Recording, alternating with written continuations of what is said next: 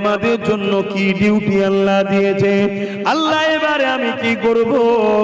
আমার আল্লাহ কোরআনে জানিয়ে দিলে মাকাম ইব্রাহিম আর কাবার দিকে মুখ করে মাকাম ইব্রাহিমকে সামনে রেখে, অর্থাৎ তোমার আর কাবার বিচখানে মাকাম ইব্রাহিমকে রেখে, মাকাম ইব্রাহিমকে সামনে রেখে কাবার দিকে মুখ করে আমি আল্লাহ আমাকে সিজদা দাও।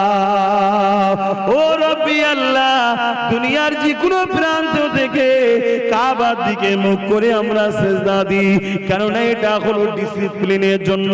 কাবাকে আমরা সিজদা করি না, কাবা তো পাথর দ্বারা তৈরি।